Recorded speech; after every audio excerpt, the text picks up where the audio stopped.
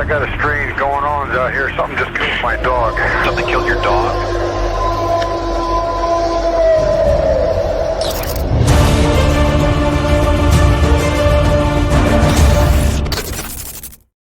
Hey, everybody. Thank you so much for joining the show. As always, I'm your host, Dano. You guys, I got a great show for you tonight. I got a fantastic guest. He's from my home state of Washington.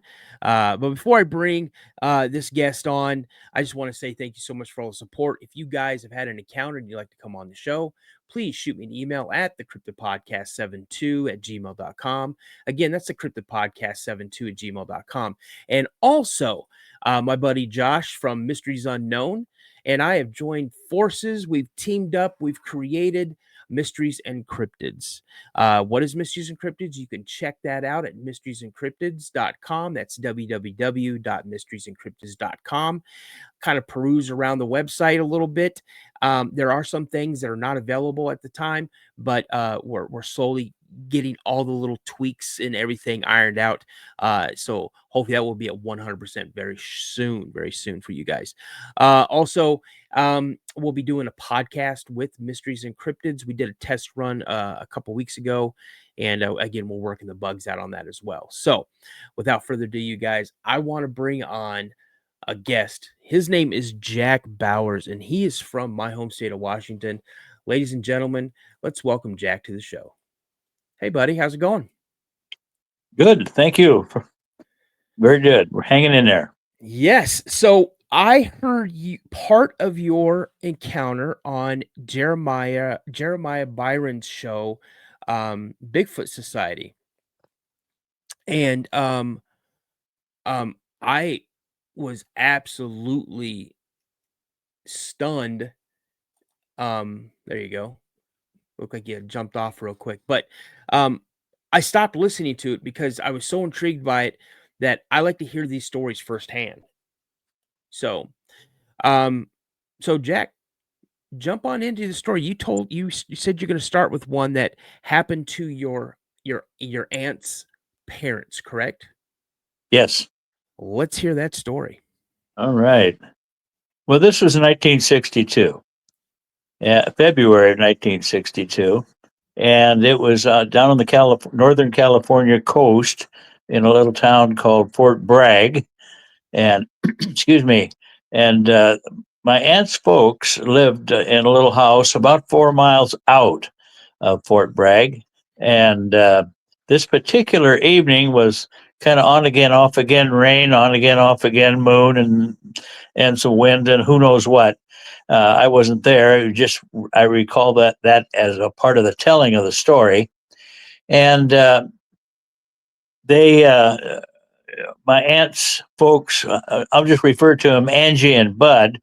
Her brother was with them that evening, and he was sleeping on the couch. Apparently, the two men worked together in some capacity, either driving truck or logging or who knows what. I don't recall that exactly. I'd like to be able to get back to and talk to my aunt about that portion of it, but she's passed. Actually, they've all passed. Anyway, the upshot of the whole thing is that Bob, his name was Bob, and he was sleeping on the couch, and about 3 a.m, Angie had to go to the bathroom. And it's an older home, quite a bit older, and she had to pad through the living room, and that's where Bob was sleeping on the couch. And as she went through the living room to get to the bathroom, she looked out the front living room window, and she saw something that was either standing or crawling over the top of a board fence that was around 5 feet tall or better. And she instantly, in her mind, she was looking at a bear. And she has a garden in the area, and she didn't want that bear in the garden. I don't blame her, and everything. And of course, they had chickens and dogs and all the other things that go along with rural living. And so she went back into the bedroom right away and told Bud, there's a bear in the garden. Get him out of my garden. I don't blame her. Anyway, the upshot is that they were making a little bit of noise. He says, "Where's the shotgun?" and she had moved it, and so there was that conversation going on. In the meantime, Bob woke up. He got up off the couch and asked what was going on, and she said, "Well, there's a bear in my garden." So out the front door he went to go chase, just yell at it or whatever he thought he could do, so he could go back to bed, and went out into the dark. And pretty soon, Bud rather, came out of the room, and he says, "I don't know where the shotgun is." And she says, "Well, it's over here." So he gave him the shotgun, and then he says, "Now where's the shells?" Well, she'd moved the shells, so you can imagine the chaos going on in that house at 3 a.m. Everybody was still sleeping, really. And finally, Bud says, "Well, where's Bob?" And she said, "He went outside to chase off the bear." And so they both walked up to the front door, and they had a screen over the screen door and a front door, and they opened them up and stepped outside a little bit and looked down the sidewalk, and here comes Bob crawling, literally crawling on his hands and knees, headed for the door where he wanted back in. But that's strange enough, I guess, except that the Bigfoot, and it was a Bigfoot, was slowly walking right behind him, literally right behind him. And of course, at that point, Angie and Bob, or Bud rather, they went into a kind of a state of awe and shock, and they weren't able to really function in a real good way. The the Bigfoot was in no hurry, wasn't going anywhere, just wandering right in behind it, literally a step away. And Bob crawled in the house, and the Bigfoot came up to the front door and leaned over. He was way too tall to get in the house, and I don't think he wanted. I personally don't think he wanted to go in the house, but he had, like Angie and Bud said, he was just curious, very curious. They could tell that by the look on his face, that it was kind of, his eyes were kind of casting around, looking to see what was going on. And of course, Bob, by that time, he'd made it back inside the house. And then they tried to shut the screen door, and it wouldn't shut. It was banging on it, trying to make it. They're kind of lose control of themselves a little bit. I think I would too. But anyway, they're trying to shut that door, and it wouldn't go.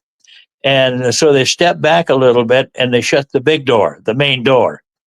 And moments later, not too much later, the animal turned and left, walked nonchalantly off.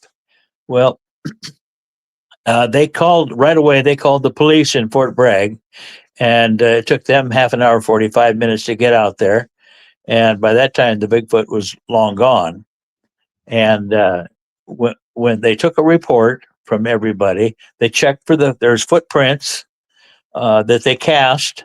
I wished knew who got that cast, but they cast a footprint or two and made that a part of the investigation, you might say, and wrote up their report and left. Now Bob, he was so shook up over the whole thing, he couldn't hold a cup of coffee in his hand for about 30 minutes. He was just shaking bad. It shook him up really good. And again, they didn't have a frame of reference. We do today, because the Bigfoot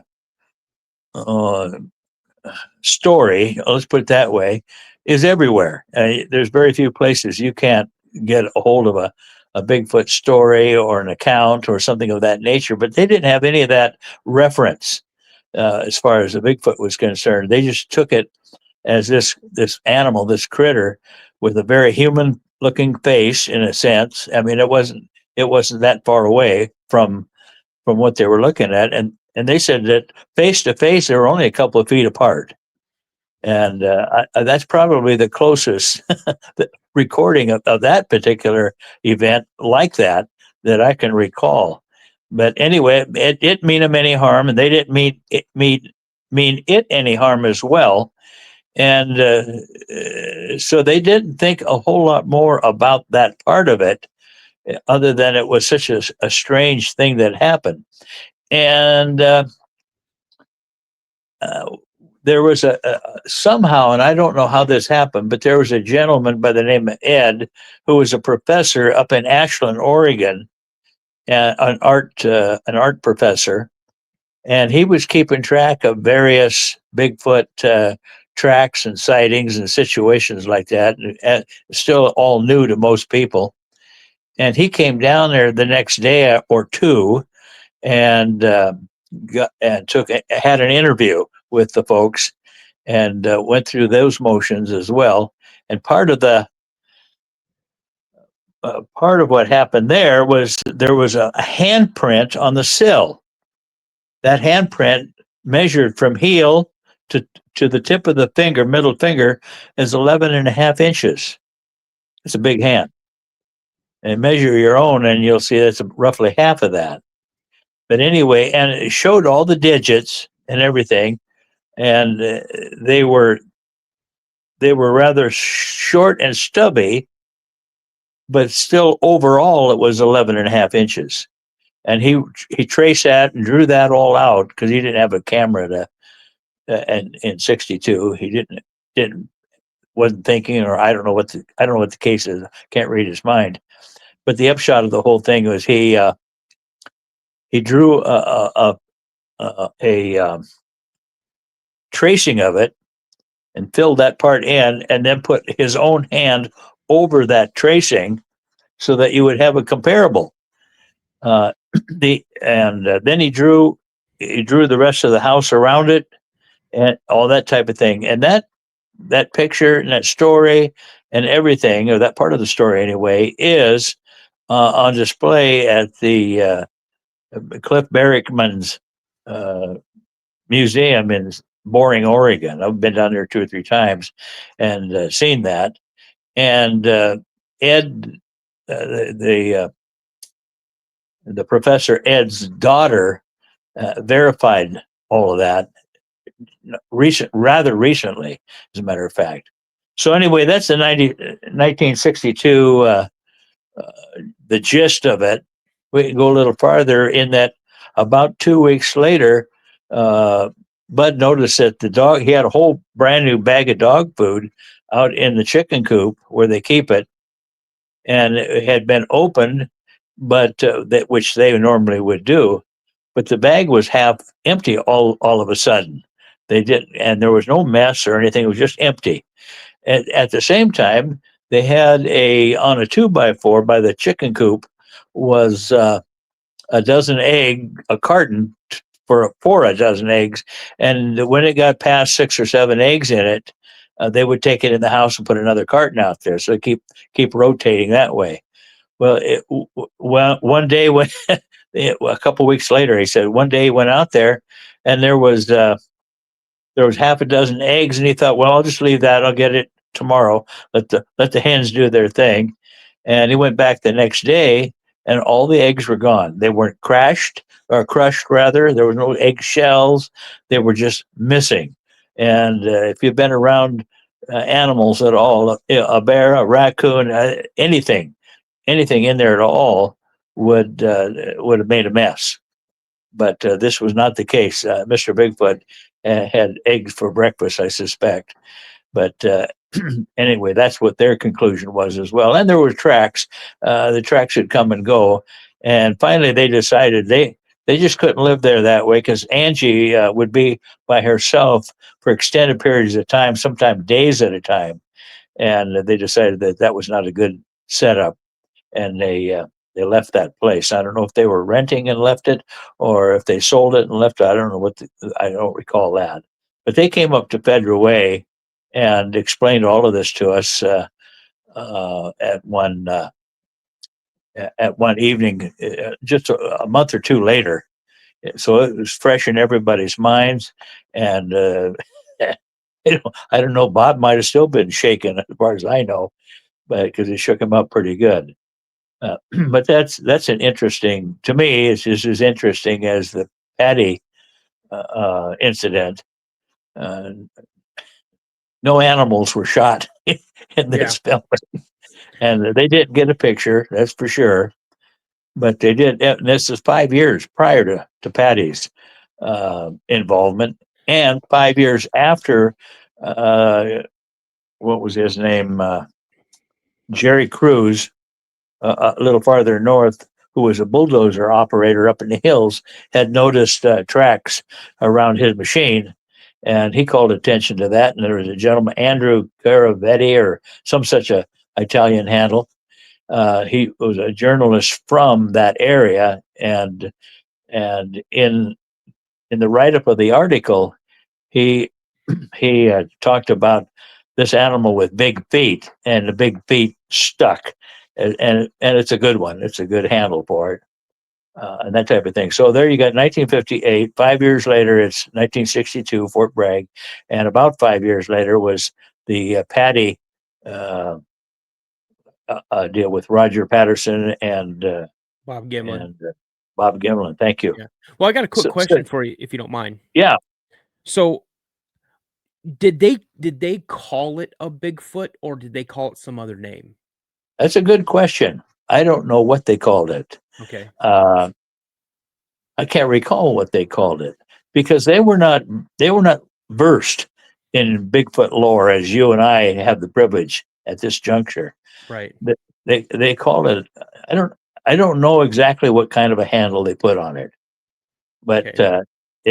I don't recall either that they talked about the smell.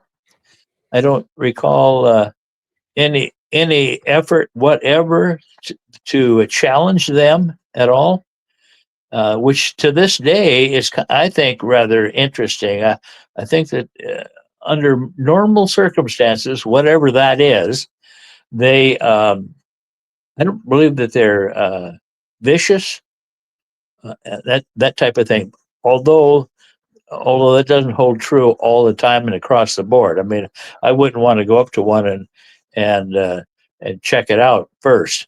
But you're talking about an animal that even this one here was well over 7.5 to 8 feet tall. It had to bend over to look in the door of the house, and big and broad, uh, that type of thing. And so it was and very heavy.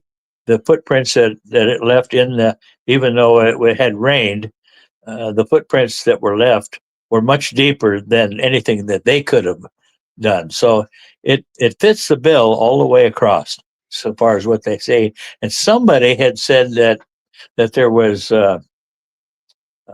there Bigfoot tracks. I'm going to go ahead and use Bigfoot.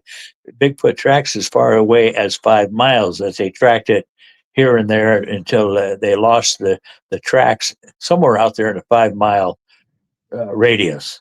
My thinking is at this juncture, my thinking is that it had come into town, spent some time around in the woods and whatnot around town, and curious and whatnot, and then eventually left and didn't come back. But I can't validate that either.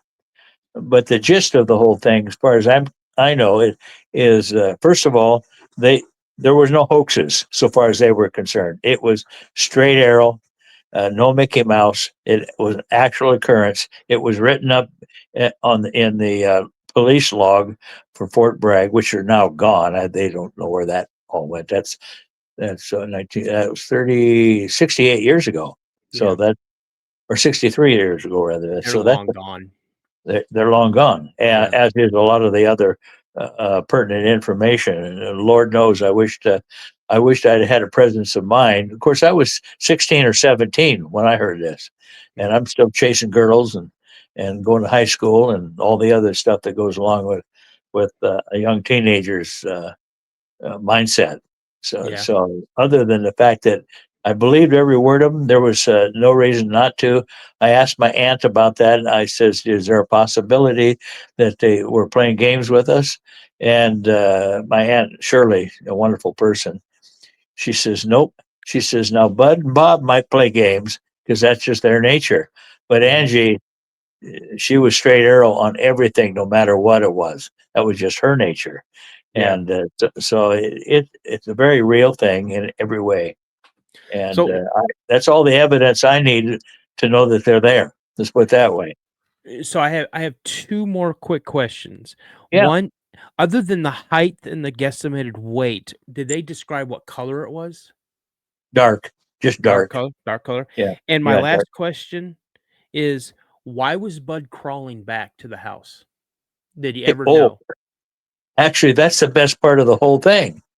He walked around the corner and stuck his face right in the chest of this of this big.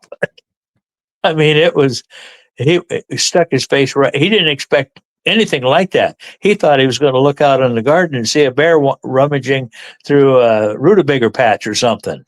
And when he walked around the corner of the house, the animal was standing there. Apparently, was getting ready to come back to the way that Bud had to crawl back in, but it was standing there, and it was just one of those surprise things. Bang! And down he went. He shocked him so bad he went down on his knees. He didn't have the strength or the will to get up. He was on his belly, literally on his belly, Oh my crawling goodness. back. So an animal, and if Bigfoot wanted to do harm, he'd have done harm.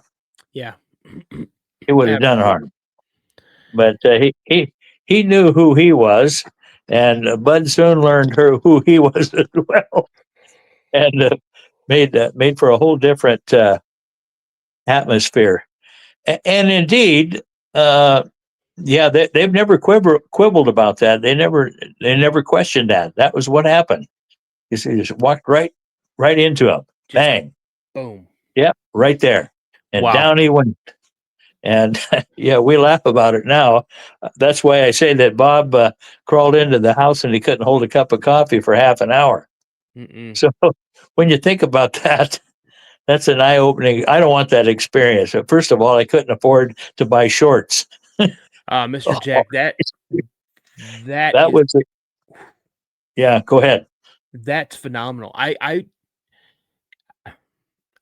I'm almost at a loss for words because I mean, just think about it. This whole encounter is amazing to me because, Yeah. granted, you hear Bigfoot encountering people. First thing it does, it takes off. It does not want anything to do with us. It just wants to Yep. stay, leave it alone. Yeah. This thing followed Bud back or Bob back as Yeah. he's crawling on the ground. This Sasquatch is just nonchalantly walking behind him Yep. and then walks up on the porch, ducks down because he's too tall, and he's looking into the door as they're trying to close the door. And then he turns around and leaves. Yep. Amazing. Amazing. Yeah. Well, an average front door is 78 inches. Yeah. Okay. So what's that? 6.5 feet, and the animal was hunched up and looking in off to one side, Mhm. and it never did act even a little bit aggravated or hostile in any way. And had it been hostile, I think that whole story would be a different tale, complete. Yeah, Uh, we would be able to search, the local newspaper in Fort Bragg, California, in 1962 of 3 dead mysterious deaths. dead Yeah. bodies or something. Yep. Yep. Absolutely. So, Yeah. now let's switch gears because you and I talked a little bit before we started the show, and you've got a little history on one of my favorite areas of Washington State. Now, I've been to this area before the incident happened and numerous times after. And you're going to give us some of the lore about Mount St. Helens. Yeah. Yeah. Mount St. Helens, Mount Adams, and Mount Rainier down here in the south portion of the Cascades before you cross over into Oregon is kind of a trifecta of area that well, there's still parts of it are untouched. Let's put it that way.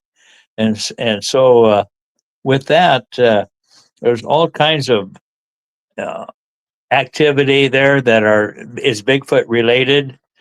Even though there's been a lot of logging in and around the area, it's not necessarily on the mountain because the mountain is protected by way of the park systems. But and the eastern side of Mount Adams goes off in toward Yakima, and that belongs to the Indian Nation over there. So, which is probably a very good thing. So you have the western side of Mount Adams and all of Mount St. Helens, and then of course the Rainier National Park. All of that is part and parcel of some wilderness area that is really, quite frankly, awesome. It's pristine. What was I going to say in regards to that?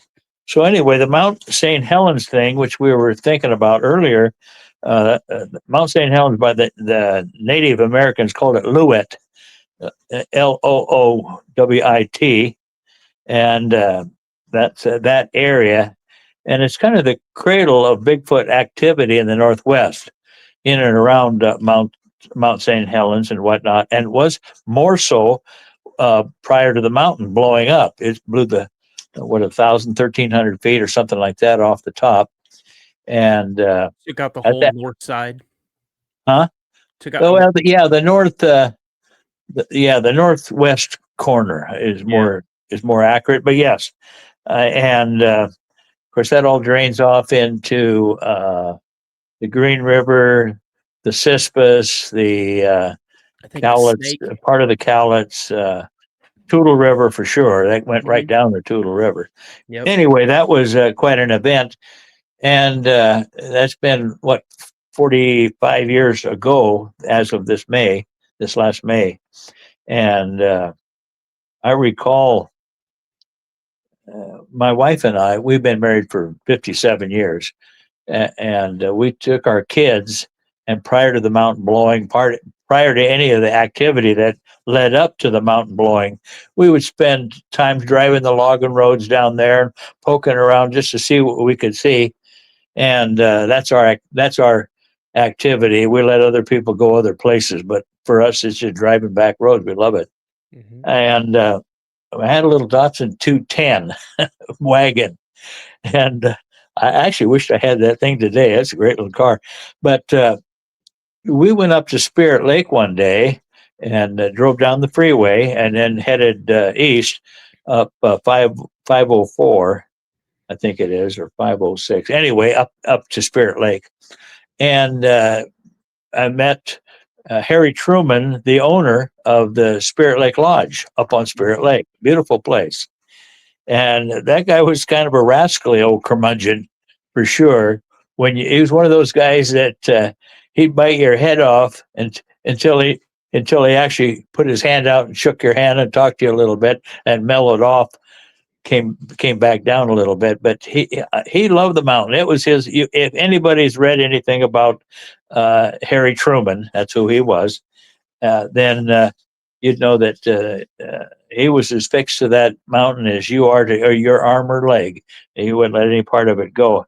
I will say that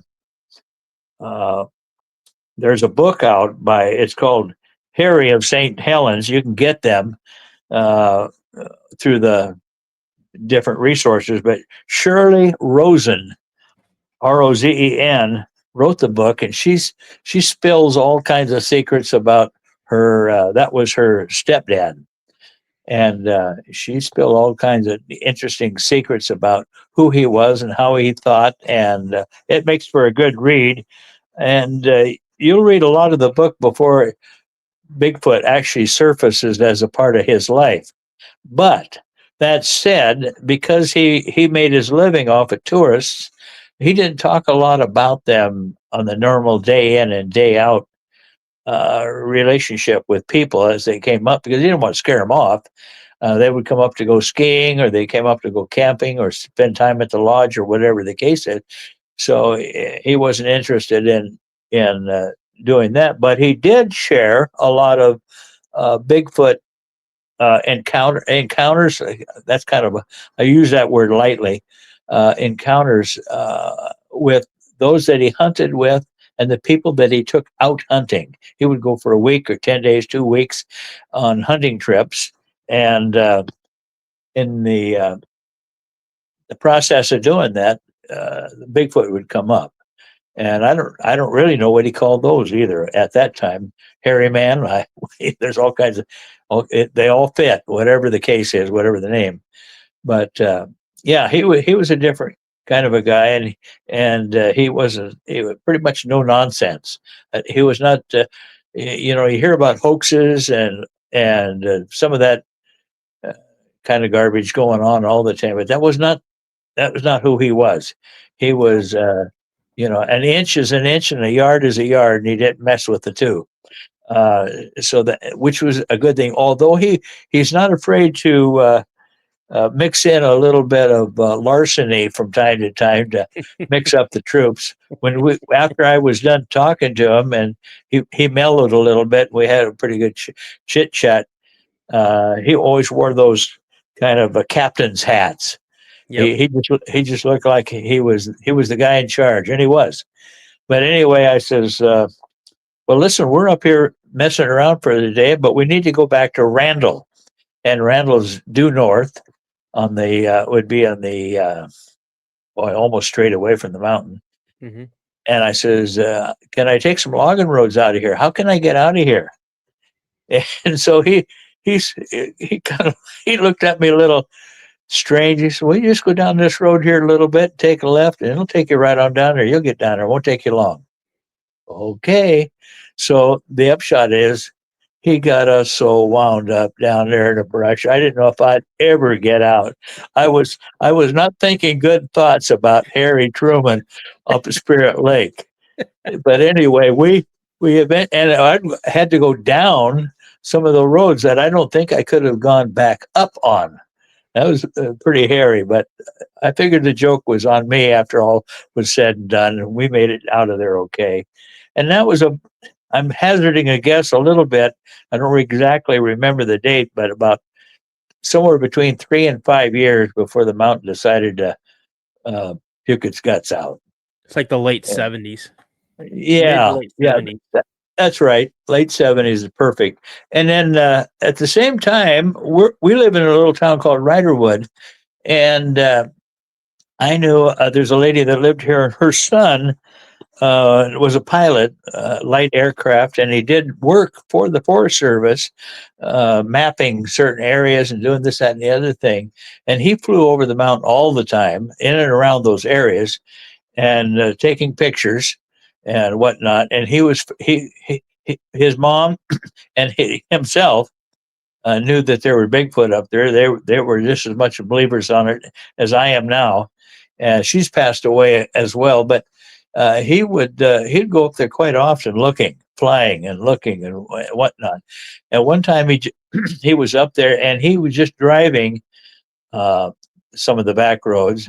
For some reason, he had decided that he needed to get up there a little closer to the mountain, and he looked down one of the logging roads quite a ways, and a great big tall guy stepped out of the brush and then back into the brush again. And he thought, well, maybe there's a trail down there that's crossing, and I just missed the guy. So he went down there. There was no trail. There was no place for a trail. It was one of those situations, just out of the brush, onto the road, back into the brush. And so so far as he is concerned, that was a sighting for him. And who was And that again? what was that? Who was that again that had that sighting? That was the gal here in Riderwood, her son, Okay. and what was her name was West, as I think, and his name was West as well. The last name. I'm trying to think of what his first name was. Gary West. Anyway, he was convinced that he had also seen a Bigfoot in there, and the sightings in that area are rich. Hmm. There's no reason not to be. It's as close to pristine at that time in parts of it, not all of it, of course, but it's close to pristine and hard to find as any place around. And of course, out of that whole same area on the southwest corner of the park, or Mount St. Helens area, was the Ape Cave, if you remember that. And that's Ape 1924. Canyon. Yep, Ape Yeah, Canyon. Ape Canyon. Well, they call it Ape Canyon now. They didn't at that time. but miners and prospectors had built a cabin up there, and they had a run in with here again. I think they had a run in with them because they shot one. Mm-hmm. Would they have had the run in if they hadn't shot one? There's a difference. I think we train them in our own way, oftentimes not because they can't handle it, but we can't handle it. We pull the trigger when we ought not to. But that's a different subject for another time. But anyway, still part of the Mount St. Helens. What do you call it? The Mount St. Helens The lore. story. And Mount St. Helens has always had this mystique that is a little different than Mount Adams and a little different than Mount Rainier. Although Mount Rainier has got all kinds of sightings in there that you don't hear about. Nope. There's a gentleman by the name of Paul Kane out of Canada in 1945 and 1946 came down to the Mount St. Helens area, and he wanted to go in and sketch the mountain and paint it all up and do what artists do. And he tried to get them to take him up to at that. Of course, that's back a while. Up to the mountain base where he could get a picture and get a full scope of what was going on there. And he tried to hire the native some of the native population to take him up there, and they wouldn't do it because they considered those that lived up on the mountain evil beings, for lack of a better term, which is kind of an interesting thing, and that they were evil. Well, again, I can't talk to that or anything of that nature, but I know that he never did get up there, not that way anyway. I don't know how he did get up there. Come think of it, but he ended up taking some pictures or drawing some pictures. Again, that's 1845, 1846, 100 years before I was hatched, as a matter of fact. So I don't think he knew me. Anyway, there's that part of the whole thing, and then we get into more of them, if you want, to more modern day situations with Bigfoot and Mount St. Helens. After the mountain blew, of course, they had to go in and they gathered up elk and deer and bear and whatever else they did. They put them in piles and they burned them. I think to keep the disease down, to clean up the area as much as possible. There was a lot of that type of thing. Mm-hmm. And as the story goes, and it's been out there ever since the mountain blew, you might say, about Bigfoot population. A couple of them that were dead that they had under tarps, and they had I think it was probably the National Guard or somebody of that nature. Yep. Were told to guard them and to actually probably not to even look under the tarp. I don't think that they wanted to, but they didn't put tarps over carcasses of elk. They put tarp over what was in there, and according to these gentlemen, call them that, in defense of their situation, they were called. They recalled rather that what was under the tarp was Bigfoot, not just one, but two or three, or something of that nature. Mm-hmm. I wouldn't even try to verify it, but it makes sense to me in the telling. Some things you can tell a lie, and it sticks out like a sore thumb, and you can tell the truth, and you can't cover it up with a lie. Right. So it goes both directions, and I think that our government, and I've mentioned this before, I think our government oftentimes thinks that they're either protecting us or they're protecting themselves, or they got some other agenda that they're not willing to share. And for some reason, they did not want those that were guarding these critters to have anything to say to anybody for as long as rest of their life, basically. Although in time it did come out, and not just from them either. I had of some friends. We lived in Randall for a while. Had some friends there that were church members with us, and they were called out on a rescue. They go on helicopters and fly and go look for people, those kind of situations. And I'm not sure that they were privy to Bigfoot necessarily, or anything else like that. Boy, I wished I'd known enough. Wished I had enough information to have at least asked them, "What did you see?" Because he was pretty hush mouthed about a lot of the stuff up there, Yeah. and and for one reason or another, I don't know how to explain that or even to know what to say about it. But it was an interesting time for a number, well, for a couple of years there, when all that stuff was going on, and that type of thing. But anyway, it's just rather interesting. The I'm just trying to think. I got notes, so keep my. If I don't have notes, I got an 80-year-old mind, and well, wait a minute, I got a 90-year-old mind that's tagged onto an 80-year-old body, so I don't always remember like I like to. But anyway, I'm speculating, and my thinking is that when they hauled those two bodies off, they went by helicopter and they were headed towards Spokane. I don't know if they got out of sight or what, but they were in that direction. I'm thinking that the government knows that they're real. That's pretty. I think that was pretty obvious. Yeah. Although it took a good number of years for them to say anything. And B, I'm almost guarantee you that they examined those things very closely, made in fact close enough that they may have had a full blown dissection and what's Yep. the word I'm looking for? Like an autopsy. Autopsy, yeah, and all of that, and those things are recorded somewhere. Oh yeah. You and I will That's my never see thinking. those. We'll never see No, those records.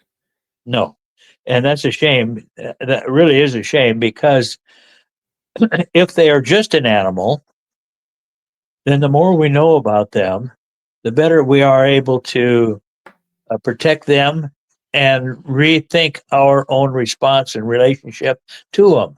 Mhm. If they're subhuman, or what's Jeff Meldrum would say, uh, oh, humanoids, but he had another term. Excuse me, term he would use for that, and that type of thing. We still need. Eventually, we'll know what we need to know. Yeah. But the fact that it's taken 40 some years, 50 some years, on and on and on, uh, I think that that's kind of a sad testimony to our government and its relationship to us. And I'm not picking on our government. I'm a Vietnam vet. I served in Vietnam. I did my part. I love Yeah. this country. All those kind of things fit. But Yeah. I think there's some holes. There's some holes in our government agencies that need to be plugged up a little bit. Yeah. So, You think about it. I heard this analogy used a few times, and it makes so much sense. I mean, it fits this whole situation perfectly. It's like we're playing a game of football, and we're still stuck on the 5 yard line. We have 95 more yards to go before we, hi- score that touchdown. That's going to be. But we've been on the 5 yard line since what 1958. yep. So or even longer than that. So Longer than that, a lot longer. why are we continuing to allow our government to tell us one thing when we know that the truth is there? We've seen it. People have encountered it. I mean, for goodness sakes, your great uncle Bob ran ran right into one's chest. You know, Yeah. so I mean, if you look at it, we have to. I guess it's more like we got to pick our battles Yep.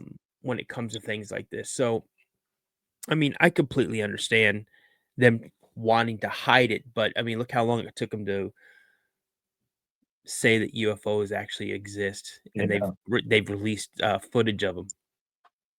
I suppose over the years I've talked to at least 100 different accounts that people I know have had, Hmm. and kind of irritates me that I haven't been able to go out there and shake hands with one of those Bigfoots. That's on the one hand.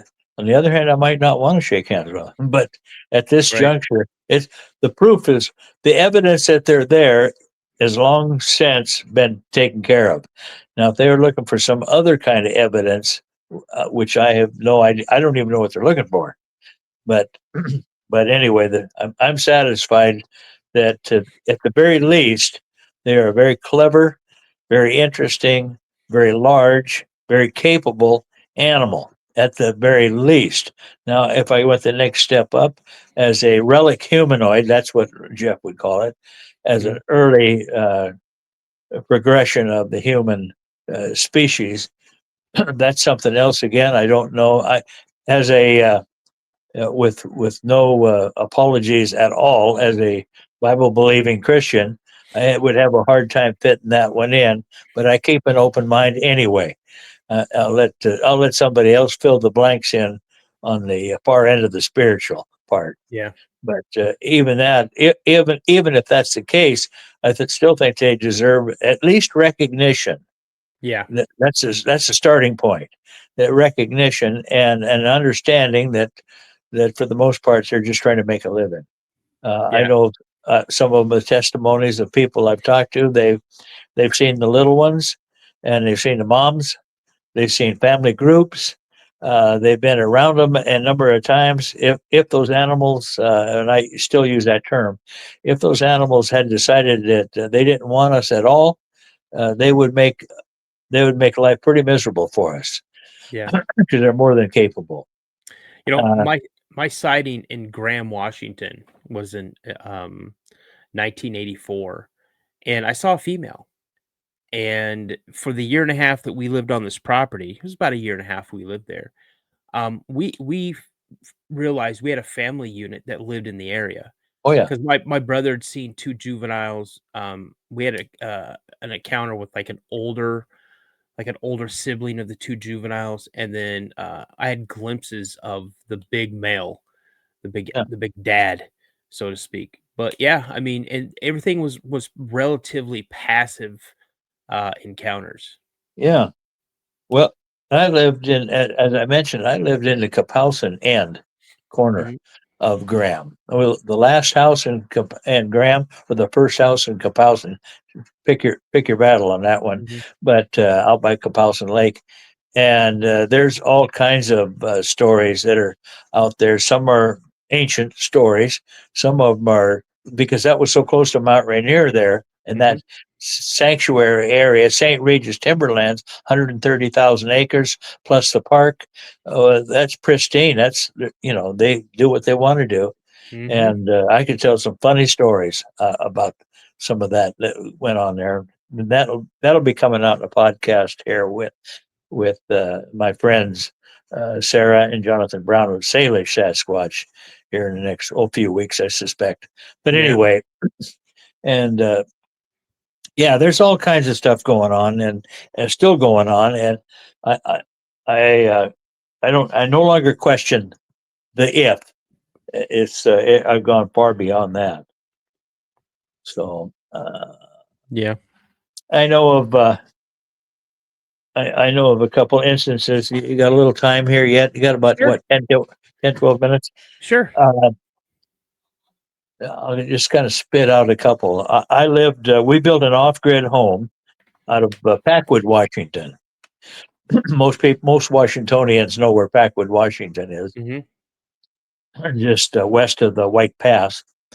We built an off-grid home up there. My wife and I lived there for 21 years, and there was nobody around us. It was it was wonderful. It was a very interesting experience for us. And the Forest Service road that we lived on was 13 miles long, and we would go up to the 11-mile mark, and there was a lake up there called Jackpot. It was at the 4,500 foot level, same level as the top of the pass, but in a different range. And a gentleman that I knew of, I've met him a number of times. I couldn't tell you his name if my life depended on it, but he was coming out of there. And he was a hunter. He went all over that country, soup to nuts, and he's coming out of there one time, and there was almost to the lake was a big black Bigfoot standing there in the middle of the road, yelling and screaming, and he had something in his hands, and he's tearing it apart. And it scared this guy pretty bad. He didn't know what he could. He had to go around it or go through it or whatever where the spot was to get home. You can't just stay. And at push come to shove, eventually the animal noted that the car had come and was parked a ways away, close enough to see, but far enough not to be in the way. And then it dropped what it had in its hand. It had been bellowing. It had this thing up by its face and was bellowing, and dropped it on the road. Stepped over the bank, and a couple seconds later, it was gone. Well, when he went up there, come to find out, and as he went by there, he stopped and looked outside, and it happened to be a feminine napkin that some gal had left up there, and I'm thinking in terms of the human side of this rascal. It drove him nuts. Apparently, it could have been a hot date. I don't know, but in any event, that's the guy said, "Yeah, I'm never going back up there again." Well, we hunted up there all over the place and covered those different parts of that terrain, and the chances of seeing an animal after the fact again is almost, slim to none. They're always on the move. Yeah, they're always on the move. So who knows? But anyway, I thought that was kind of interesting, and those are some of the areas that when I hunted in there, that you go to a place and what's going on around you tells you don't stay here, turn around, go somewhere else. And you can question that all you want, but until you actually had that happen, and bear and deer and coyote and cougar, I've killed them all, and mountain goat to boot. Then none of them have bothered me that way. But there's something out there that does. And and I've any number of times turned around mid step and went back. And the next time I go in there, there's no problem. It's all that's gone. So I think that there's a lot of that type of thing going on. I guess if I had a list here, I could go write down a long list of different sightings, different situations. The policemen that run the roads up there, they've seen them in the Packwood area, which basically is adjacent to it's the north end of Mount St. Helens. That whole area down there is ripe with situations that have come and gone, and people any number of people won't say anything when they've seen them. They don't need the pressure from other people. They're not really sure what they saw. Or sometimes they're reasonably sure, but not sure enough to go to court. And the average sighting on a Bigfoot is so incredibly short that it's hard to digest all that you're being offered at that moment. I call it the Sasquatch two-step. It's 2 steps and they're gone. Yep. And it's pretty quickly to boot. They don't stick around waiting for you to. Every fuzzy picture has got to be a Sasquatch. All the clear ones aren't. If you think about the people taking the pictures, because you're shaking and there's things going on in your life at that moment that getting a good clear picture on your camera is secondary, not the first item in line. Yeah, for sure. I don't know if any of this stuff helps you at all. No. There's Mr. Jack, these are just small, they're just like another small piece to this huge puzzle that people have been trying to put together for centuries. And I think we're in the I call it a rut. We're in the rut that we're in because people don't want to pay attention to what our native brothers and sisters have been saying all along. Oh yeah. And you have a lot of people who are, I want to see 4K, I want to see 8K video and all this type of stuff. Yep. This is coming from people that have probably never gone out in the woods, that have never experienced something that they never expected to see. Now, I can Yeah. tell you from every one of the encounters that I had 2 prior to my sighting that I didn't realize that they were encounters until literally decades later when the internet came about, and I'm like, "Wait a minute, I've seen that, I've heard that, I've sensed that. Holy Yep. smokes, those were encounters." And then the 2 that I had after, I knew what those were. I had a very strong idea of what those were. But you have people that do this, they sit behind the keyboard and they watch videos and they want to tear everything down that you Oh encountered yeah. or I encountered or anybody else encountered, yet they're not the people that's gone out in to the field, gone out and done some, yeah, they'll go camping at a designated camping spot. They're not the ones that are gonna backpack 20 miles off into the woods because they know there's a waterfall or a lake out there that's hardly ever been touched by humans, and Yep. it's one of the most beautiful places to go, and they're gonna camp there for 2 weeks. Those people aren't doing that. Yep. So, you know, again, it's their opinion. They have the right to their opinion, but Yeah. if you don't believe it, don't trash somebody because they've seen something or they The believe that they've hoaxers. seen something. Yeah, Yeah, the hoaxers are the enemy, really. They're yeah, not in that sense. They apparently they've made up their minds not to believe. So no amount of evidence is going to change that mind. yeah, And people like yourself and myself and others around me who've had incidences and experiences, you couldn't take that away to save your life. Those no, we know what we know. There- absolutely, we don't have the kind of information experiences that you can put on a table, a slab, and start carving on. It's either right, you believe our integrity or you don't. I don't know what else to say. yep, It's very interesting in every way. yeah, It's been, it really is. and it's it's an experience all of its own. Oh, for So sure, for yeah, sure. Well, Mr. Jack, I have to say, it was a very, pleasure absolutely meeting you. I loved hearing about your aunts, your great aunt and uncle, yep, their encounter, your great uncle Bob. I mean, that's just fascinating. Um, I am going to still be in touch with you. You said that you would get me in touch with your 2 friends there that live near Oakville, and yeah, I yeah, yeah. definitely would like to talk to them. So, if you want to wait in the green room just for a second, I'm going to go ahead and close out the show. Sure. All right. Thank. But We'll do it. before we do that, I just want to ask you one question. What do you think these things are? What do I think they are? What do you think they are? Well,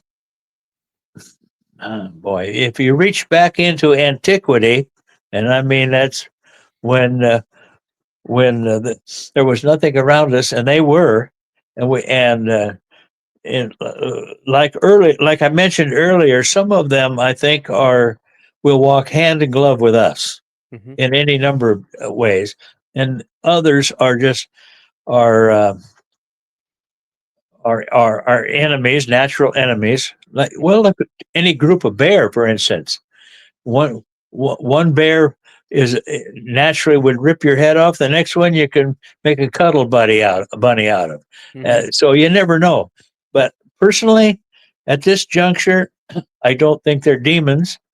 I don't think that there's something from some faraway place. I believe the very least they are is an extremely intelligent animal. Okay. The next one up, like I've mentioned before, is like Jeff Meldrum, who's just recently passed away. Yeah, I know. He would call it a relic humanid, humanid, Hominid. and hominid rather, and I could buy into that if up to a certain point. I don't think I don't. I would like to know. I would like to get, and I think that's what we're all searching for, is Yep. that one place where we say definitively, this is what they are. Yep. For Then sure. we can make up our minds from there. All right. Well, I have to say, thank you so much. It's great talking to a fellow Washingtonian. Yeah. It just kind of brings a little home up Yeah. here to Minnesota. So, all right. Yeah. Well, hang out in the green room or lobby, whatever we want to call it, and I'll be right back with you. Okay. Good enough. All right. Thank you. All right, you guys. That is Mr. Jack. I know you guys. It's just another piece to this huge puzzle that we're all trying to put together when we're involved with this whole cryptid subject. Fascinating encounters, a really cool history, little lore about Mount St. Helens, and then hearing about Harry Truman. If you guys don't know who Harry Truman is, we're not talking about the former president. We're talking about Mr. Harry Truman from Spirit Lake, who had the Spirit Lake Lodge up there, Mount St. Helens. This man was famously known for telling pretty much all the authority figures that were trying to evacuate him from there. He was pretty much telling them to go pack sand. He wasn't going anywhere. And he did call Mount St. Helens his mountain. So, you guys, that's the end of the show. I'm not going to get out of here without saying what my buddy Josh always says. You guys stay prayed up. And remember, if you guys have had an encounter and you'd like to come on the show, please shoot me an email at thecryptidpodcast72@gmail.com. That's thecryptidpodcast72@gmail.com. You guys, I had a great time. Thanks for watching. Thanks for spending some time with me tonight. You guys remember, a legend always begins with a sighting. Have a good night, everybody. I'll see you on the next show. I got a strange going on out here. Something just killed my dog. Something killed your dog?